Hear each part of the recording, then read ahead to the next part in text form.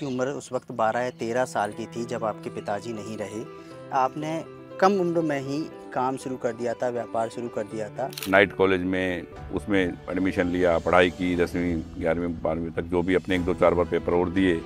पर पढ़ाई से ज़्यादा परिवार का था कि परिवार कैसे चले। साल भर अंदर थे इमरजेंसी में, तो उस वक्त भी क्योंकि वो एडवोकेट थे, तो एक एडवोकेट, सीनियर एडवोकेट परिवार में तो ऐसा कुछ होता नहीं कि कोई इंडस्ट्री या कोई शॉप या कुछ ऐसा था जिस पे हम जाके बैठें और उसको चला लें। तो हमें तो इंतज़ाम करना था अपना रोटियों का भी। तो शुरू से ही दिमाग में उस वक्त से ही आ गई कि कैसे अपना कोई काम, कोई बिजनेस करें, कुछ पैसे कमाएं। तो जो आपका सफ़र है, जिसकी शुरुआत आपने एक रेडियो की दुकान से की थी और वो सफ़र फिर हवाई चप्पल से होते हुए हवाई जहाज़ तक गया। शुरुआत की हमने बुक्स की शॉप खोली थी जी उसका नाम था गोविंद बुक डिपो। जी।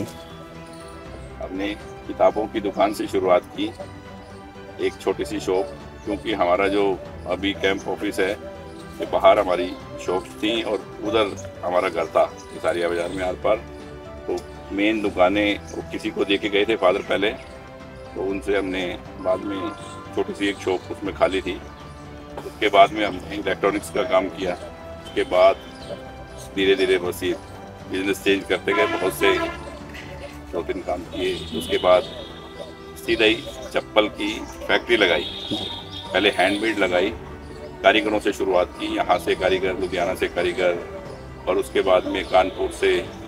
तो उसको बहुत बड़ा कर दिया था। एक कारीगर से चप्पल की फैक्ट्री की शुरुआत करके हमने, और करीब मेरे पास 5000 पेयर की प्रोडक्शन थी डेली इसी वक्त। और लिबर्टी की तरह फिर हमने मशीनें लगा दी।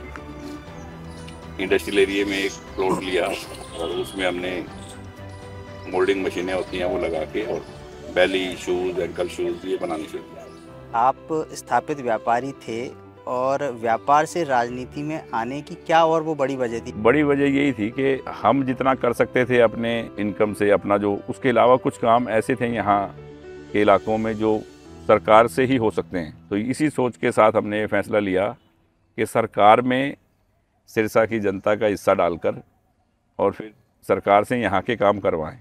और मैं जब से आया हूँ यहाँ बहुत बड़े बड़े काम हुए हैं।